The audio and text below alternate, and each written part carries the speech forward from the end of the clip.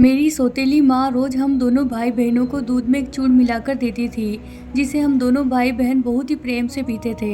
हमारी सौतेली माँ हमें बहुत प्यार करती थी। हमारी खुद की माँ हमारे सामने तरह तरह के पकवान खाती थी, पर हमें कभी भी कुछ नहीं देती थी। हमारी सगी माँ ने हमें पापा के प्यार से भी वंचित रखा था। वह हमें कभी भी उनके पास नहीं जाने देती थी। मेरी सौतेली माँ पर भी मेरी अपनी माँ बहुत जुल्म करती थी। मेरी सौतेली माँ जब भी सुबह उठती तो उनके शरीर पर चोटों के निशान होते, कपड़े बिखरे होते और वह लड़खड़ा कर चलती थी। एक दिन मेरा पेट खराब हो गया जब मेरी सौतेली माँ ने मुझे दूध पीने को दिया। उस समय मुझे उल्टी लग रही थी। मैं दूध पिए बगैर ही सो गई। तबीयत ठीक ना होने के कारण आधी रात को मेरी नींद खुल गई। मैं मेडिसिन लेने के लिए सौतेली माँ के कमरे में गई। मेरी सौतेली माँ वहाँ पर नहीं थी। मैं लौट कर आने लगी, तभी मेरी नज़र पापा के कमरे पर गई और वहाँ पर जो नज़ारा मैंने देखा वह मेरी रूह कँपाने के लिए काफ़ी था। सारा नज़ारा देखने के बाद तो ना मुझे अपने कानों पर विश्वास हो रहा था और ना ही अपनी आंखों पर। मेरा नाम मनीषा है। मैं अपने घर में अपने छोटे भाई कुणाल, सौतेली माँ पवित्रा और मेरी सगी माँ और पिता के साथ रहती थी। मेरी सौतेली माँ जब भी सुबह सोकर उठती तो उनके शरीर पर चोटों के निशान और बाल बिखरे हुए रहते। कपड़े भी इस तरह से तीतर बितर रहते कि जैसे उन्हें किसी ने बुरी तरह पीटा हो। हम दोनों भाई बहन अपनी सौतेली माँ को देखकर बहुत दुखी होते। रात को चूर्ण वाला दूध पीने के बाद हमें कुछ भी होश नहीं रहता था। हम बेखबर रात भर सोया करते थे। हम इतनी गहरी नींद में होते थे कि अगर हमारे बगल से कोई चोर भी कुछ चुरा कर ले जाता तो हमें उसका एहसास नहीं होता।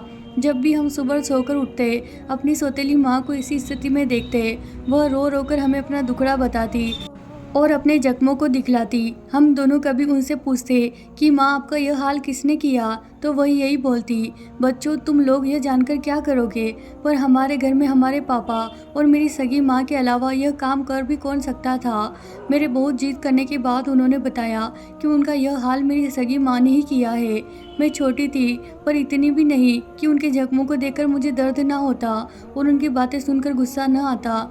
पर जब भी हम दोनों भाई बहन अपना गुस्सा जाहिर करने की कोशिश करते, हमारी सौतेली माँ हमें चुप करा देती। तब हम चुप होकर उनके आंसू पोंछते और बोलते, माँ आप मत रो, मैं जब बड़ी होकर नौकरी करने लगूंगी तब मैं आपको अपने साथ रखूंगी। फिर हम दोनों भाई बहन और आप यहाँ नहीं रहेंगे। हम दोनों की प्यार भरी बातें सुनकर हमारी सौतेली माँ अपना दर्द भूलकर अपना हाथ हम दोनों भाई बहन के ऊपर फिराने लगती। मेरी सौतेली माँ बहुत अच्छी थी। हम दोनों के खाने पीने से लेकर हमारी पढ़ाई लिखाई सभी जिम्मेदारी उठाती थी। हमें कई बार खाने का मन भी नहीं होता तो वह इतने स्नेह और प्यार से बोलती कि हम उनका मन रखने के लिए भी खा लेते थे। इससे विपरीत हमारी सगी माँ हमें बिल्कुल भी प्यार नहीं करती थी और ना ही हमारा कुछ ध्यान रखती थी। वह हमारे सामने ही टेबल पर बैठकर तरह तरह के व्यंजन खाती रहती, पर हमें पूछती तक नहीं थी। जब कभी हम उनके पास चले जाते तो वह बस हमें घूरते हुई देखती रहती थी। अगर हम दोनों भाई बहन कभी गलती से कोई खाने की चीज़ मांग भी लेते तो वह हमें बस घूरती पर देती नहीं थी। पर जैसे जैसे हम थोड़े और बड़े हो गए, हमने उनसे कुछ भी मांगना बंद कर दिया था। उनका व्यवहार देखकर तो हमें लगता ही नहीं था कि वह हमारी सगी माँ है। ऐसा नहीं है कि हमारी सगी माँ पहले हमें प्यार नहीं करती थी, पर जब से मेरे पापा ने सौतेली माँ को ब्याह कर घर में लाए थे, उसके कुछ समय बाद ही उन्होंने हमारी तरफ से भी नज़रें फेर ली। पापा ने जानबूझकर हमारी सौतेली माँ से विवाह नहीं किया था, बल्कि उन्होंने मजबूरी में यह शादी की थी।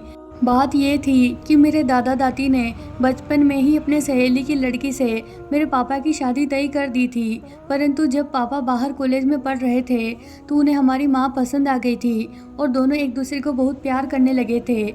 जब बात पापा की शादी की होने लगी तो पापा ने बचपन में तय की गई शादी को मानने से इनकार कर दिया और उन्होंने जिद पकड़ ली कि वह हमारी मम्मी से ही शादी करेंगे। पापा की जिद के आगे हमारे दादा दादी को आखिर झुकना ही पड़ा और उनकी शादी मम्मी से हो गई। पर हमारी दादी को अंदर ही अंदर यह घुटन होने लगी कि वे अपने सहेली से किया हुआ वादा पूरा नहीं कर पाई, क्योंकि उनकी सहेली भी उनसे इस बात के लिए थोड़ी नाराज़ थी कि तुमने अपना वादा पूरा नहीं किया। जब मैं लगभग 8 साल की थी तो मेरी दादी की सहेली एक बार पूरी तरह बीमार पड़ गई। हमारी दादी उन्हें देखने उनके घर पर गई। दादी की सहेली के पति पहले ही गुजर चुके थे और उनका इस दुनिया में अपनी बेटी के अलावा कोई भी नहीं था। वह इसी बीमार पड़ी थी कि उन्हें लगने लगा कि अब उनका बचना मुश्किल है। दादी की सहेली ने दादी से बोला, जानकी मेरे बाद इस बच्ची का क्या होगा। वह बहुत ही दुखी और परेशान थी। उस वक्त उनकी बातें सुनकर हमारी दादी को बहुत दुख और धक्का लगा था। कुछ समय बाद ही दादी की सहेली गुजर गई और उनकी बेटी अकेली रह गई। हमारी दादी को उनका दुख देखा नहीं जा रहा था और ऐसे में हमारी दादी ने जो फैसला लिया वह मेरे पापा को कतई मंजूर नहीं था। उन्होंने पापा से बोला, राजेश तुम पवित्रा से दूसरी शादी कर लो। पापा ने बोला, लेकिन माँ यह कैसे संभव है। दादी ने बोला, मैं कुछ नहीं जानती, तुम्हें यह विवाह करना ही पड़ेगा। जैसे तुम्हारी पत्नी घर में रह रही है वैसे ही यह तुम्हारी दूसरी पत्नी बनकर हमारे घर में रहेगी। दादा दादी के दबाव के बाद आखिरकार पापा को हमारी सौतेली माँ से शादी करनी ही पड़ी। उस समय मेरा छोटा भाई इस दुनिया में कदम भी नहीं रखा था। मेरी सौतेली माँ के आने के बाद मेरी सगी माँ पापा से भी नाराज रहने लगी थी। मेरे पापा एक बड़े बिजनेसमैन थे। वो अपने काम के सिलसिले में बहुत बार शहर से बाहर चले जाते थे। आज फिर से मेरे पापा दूसरे शहर गए हुए थे। आज रात को फिर से हमारी सौतेली माँ ने हम दोनों को चूर्ण वाला दूध पिलाकर सुला दिया। सुबह जब हम सोकर उठे तो हमने देखा वो अपने कमरे से किसी तरह लड़खड़ाते हुए एक डंडे का सहारा लेकर चली आ रही है। हम दोनों भाई बहन जल्दी से आगे बढ़कर उन्हें पकड़कर उनके कमरे में बैठाते हैं। हमने उनसे पूछा कि आपकी हालत ऐसे कैसे हो गई, मेरी माँ ने आपके साथ क्या किया। तो उन्होंने बोला, मनीषा तुम्हारी माँ चाहती है कि मैं इस घर से चली जाऊँ, इसीलिए वह ऐसा करती हैं। रात को जब तुम दोनों सो गए थे तब तुम्हारी माँ को दूध देने उनके कमरे में गई थी। उन्होंने मेरे हाथ से दूध लेकर मेरे चेहरे पर फेंक दिया और बोला, तुम जल्दी से इस घर से निकल जाओ वरना मुझसे बुरा कोई भी नहीं होगा। मैंने बोला, अब यही मेरा घर है, मैं कहीं भी नहीं जाऊंगी। मेरा इस दुनिया में कोई नहीं है जिसके पास मैं जा सकती हूँ। पर तुम्हारी माँ तो अपनी जीत पर ही अड़ी हुई थी। उन्हें लगा कि जब मैं उनकी बात नहीं मान रही हूँ तो उन्होंने पास में रखे एक डंडे से मेरे पैरों पर तेज प्रहार किया। मुझे इतना तेज दर्द हुआ कि मैं वहीं पर गिर पड़ी। किसी तरह उठकर तुम लोगों के पास ही आ रही थी। उनकी यह बात सुनकर मैंने बोला, आखिर वह ऐसा कैसे कर सकती है, मैं पापा से उनकी शिकायत करूंगी। पर सौतेली माँ ने बोला, नहीं तुम बिल्कुल भी ऐसा मत करना वरना तुम्हारी माँ मुझे और भी मारेगी। कभी कभी मैं यह सोचती थी कि मेरी माँ को आखिर क्या हो गया है। जैसे हमने पवित्रा आंटी को अपना लिया वैसे उन्हें भी अपना लेना चाहिए। आखिर पवित्रा आंटी का हमारे सिवा इस दुनिया में था ही कौन। मेरी सगी माँ इतनी बदल गई थी कि उन्होंने हमें अपने पापा से भी दूर कर दिया था। जब भी हम पापा के पास जाने की कोशिश करते, उनसे बात करने की कोशिश करते तो वह हमें मना कर देती थी। एक बार मेरी अपनी माँ बहुत बीमार पड़ गई। उन्हें इतना तेज बुखार था कि वो अपने बिस्तर से भी नहीं उठ पा रही थी। उस वक्त मेरी सौतेली माँ ने उनकी बहुत सेवा की थी। मैं यही सोचती थी कि मेरी सगी माँ से इतना अपमान मिलने के बाद भी आखिर पवित्रा आंटी उनकी इतनी सेवा क्यों कर रही है। उस दिन मेरे पापा भी घर पर ही थे। उन्होंने अपनी आंखों से पवित्रा आंटी को माँ की सेवा करते हुए देखा था। मैंने एक बार पापा को अपनी माँ से बोलते हुए सुना था, स्नेहा तुम भी पवित्रा को अपना लो। देखो मुसीबत के समय पवित्रा को अपना लो। देखो मुसीबत के समय उसने तुम्हारी कितनी सेवा की है। इस पर मेरी माँ ने कुछ नहीं बोला, वह चुपचाप ही रही। एक बात जो मैं गौर कर रही थी वह ये थी कि मेरी माँ बहुत चुप रहने लगी थी। उन्हें देखकर ऐसा लगता था कि कोई चीज़ है जो उन्हें अंदर ही अंदर खाए जा रही है। आजकल उनके चेहरे से बेचैनी साफ झलकती थी। वह कभी भी इतनी चुप और शांत नहीं रहती थी। मेरे दिमाग में हमेशा यह बात अवश्य खटकती थी कि आखिर एक माँ अपने बच्चों के साथ ऐसा व्यवहार कैसे कर सकती है। एक बार मेरा पेट खराब हो गया और मैंने उस दिन अपनी सौतेली माँ को बोला, आज मुझे कुछ भी खाने पीने का मन नहीं है। इस पर उन्होंने बोला, मनीषा अगर नहीं खाओगी तो तुम्हें ताकत कैसे मिलेगी, इसीलिए कुछ खा लो और दूध भी पी लो। पर मेरा मन कुछ खाने का बिल्कुल भी नहीं था, इसीलिए मैंने खाना नहीं खाया। उन्होंने बोला, नहीं खाया तो कोई बात नहीं, कम से कम दूध तो पी लो। और उन्होंने ज़बरदस्ती दूध का गिलास लाकर रख दिया।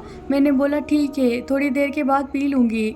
उसके बाद वह अपने कमरे में चली गई। मैंने अपने भाई की तरफ देखा, वह गहरी नींद में सो रहा था। उसे देखकर मुझे भी अब नींद आने लगी थी और मैं दूध पिए बिना ही सो गई।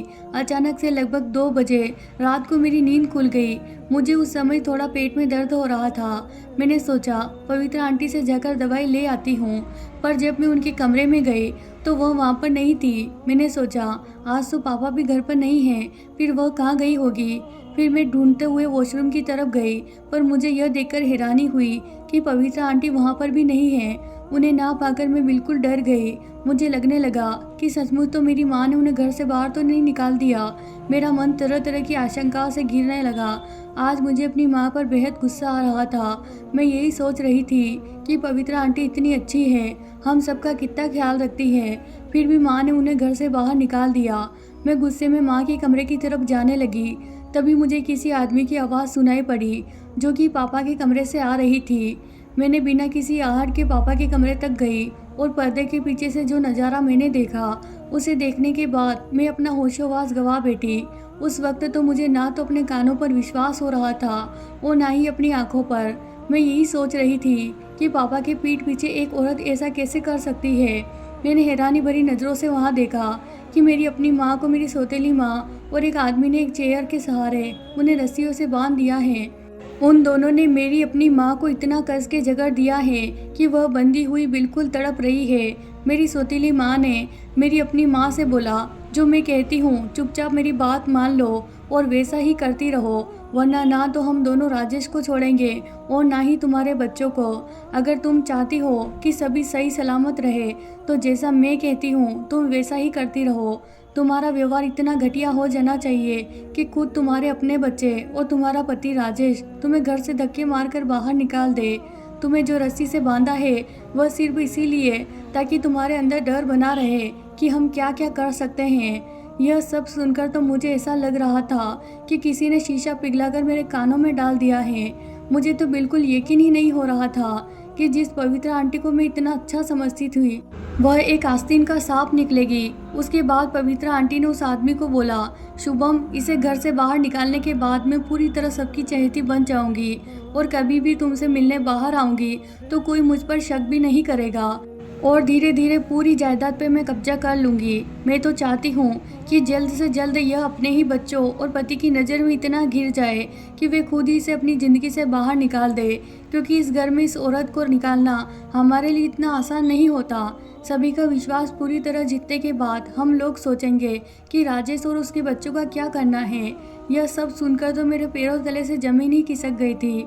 उसके बाद मैंने देखा पवित्रा आंटी ने अपने बाल खुद ही बिखेर लिए, अपने शरीर पर जगह जगह कुछ केमिकल की मदद से चोट जैसे निशान बना लिए और अपने कपड़े भी खराब कर लिए।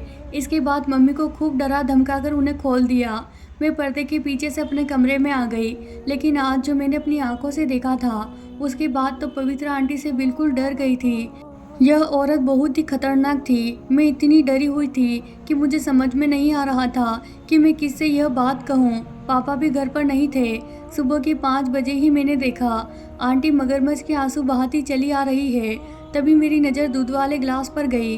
मैंने जल्दी से उस गिलास को छुपा दिया। जैसे ही पवित्रा आंटी हमारे पास आई, फिर से वही मगरमच्छ के आंसू बहाती हुई अपने जख्मों को दिखाने लगी। मैं अंदर से इतना डरी हुई थी कि मेरे मुंह से आवाज़ तक नहीं निकल रही थी। उन्होंने मेरे से पूछा, मनीषा क्या हुआ, तुम्हारी तबीयत तो ठीक है ना? मैंने किसी तरह धीरे से बोला, नहीं, मैं थोड़ी देर और सोना चाहती हूँ। और मैं बहाना बनाकर लेट गई ताकि वह हमारे कमरे से चली जाए।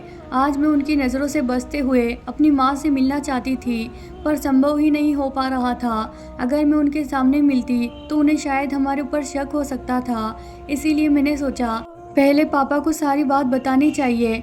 मैं पापा के घर आने का इंतज़ार करने लगी। जैसे ही पापा शाम को घर आए, मैंने पवित्रा आंटी से छुपकर सभी बातें पापा को बता दी।